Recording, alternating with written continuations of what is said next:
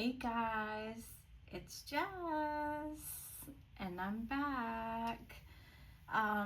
So a couple weeks ago, I made a video where I said that I was not going to be talking anymore about grief on my TikTok, that I was going to focus more on my dogs and stuff like that because I was in process of starting a podcast. And that has not happened yet. The person that I was going to do the podcast with is not quite ready. So I have so much I want to say and do. So I'm going to go back to vlogging about grief, especially since I've gotten my grief coaching certificate. So I'm going to start trying to make sure that I put videos up pretty consistently. If you don't know my story in brief, in 2020, I lost my 14-year-old son to suicide. And then short 6 months later, I lost my spouse to stage 4 cancer. So literally half my family gone in 6 months, and there are still days that I wonder how the heck I am still here. Who goes through that? You get used to hearing about somebody that has a loss, but when you have 2 losses in such a short amount of time, and they were 2 very important people in your life, it messes with you. It messes with you. And again, that was 2020, and now I'm in 2025, and I have gone through all the ups and downs, all the sideways, all the waves crashing in, not being able to get out of bed, having to quit my career, you name it, I have been through it. But I'm here to say that I have come leaps and bounds from where I was in 2020. And I decided that the best way for me to get through my grief was to understand my grief. I did a lot of research. I looked into a lot of different therapies, a lot of different treatments to try to regain the Jess that I was before I lost everybody. And I have discovered that's not possible. That's not possible. You will never, ever, ever, ever be the same person that you were before you went through such a traumatic thing in your life, with so much grief. And that's kind of where I wanted to start with today. Something that I kind of wanted to talk to y'all about is, everybody experiences grief differently. And grief can be a multitude of different things. Grief can be the loss of a loved one. Grief can be a divorce. Grief can be the loss of a career. Grief can be a devastating physical diagnosis. Grief can be the loss of an animal. There are all kinds of griefs out there, and everybody handles them differently. And one of the things that I have learned, partly through going through the certification to become a grief coach, is that the way we handle grief has a lot to do with our personality and our attachment. And what I mean by attachment, that goes way back to our childhood and whether or not we had good attachments to our parents.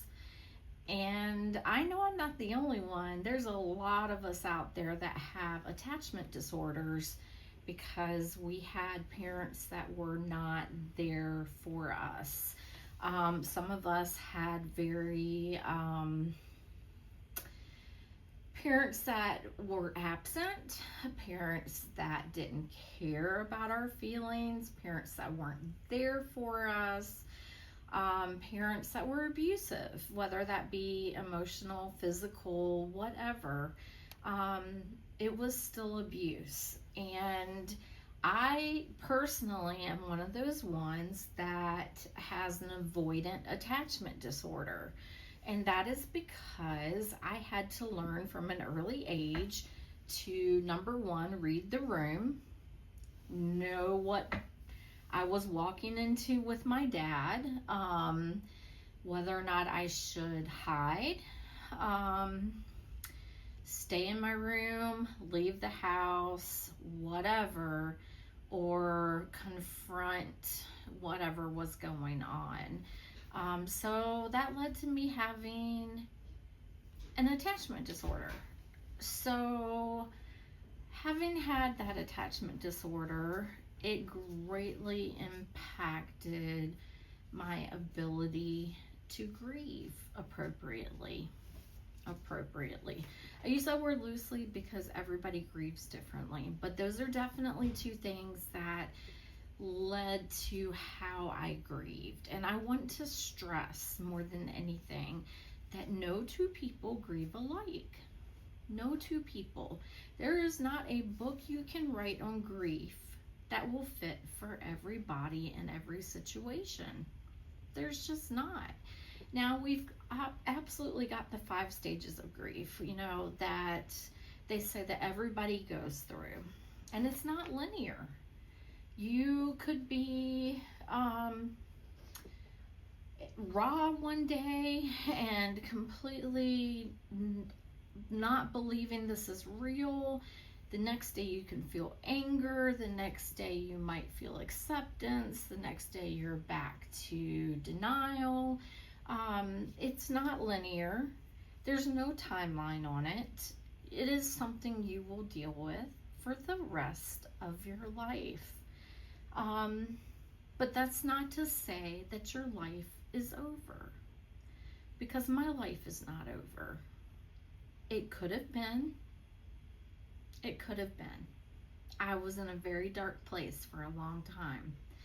But that's when I said, nope, you're going to get your butt up.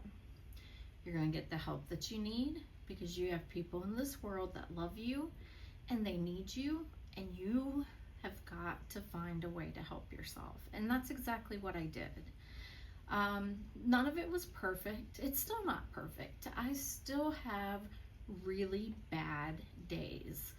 But they're not near as bad as they were in the beginning. And that's where I want to use the word hope. Because when we first go through something very traumatic, hope is the furthest thing from our minds. There is no hope in our heads. We can't see it. We can't find it. There's no light at the end of the tunnel. And that's okay, because that's exactly where you should be at that point. But things change. You will change. You will grow. You will find a level of acceptance. And you will learn that grief is part of life. We will all lose somebody or something that means a lot to us in our lifetime. And so I just kind of wanted to start with that. I plan on doing a whole series of videos talking about grief, how it impacted me, what I've learned from it, what I do to cope. And I hope that you will join in and watch, and I hope that it will be helpful for you. So anyway, Jess is back. So I'm looking forward to making lots of videos with y'all, and hoping that you'll interact. Okay, thanks guys. See you soon.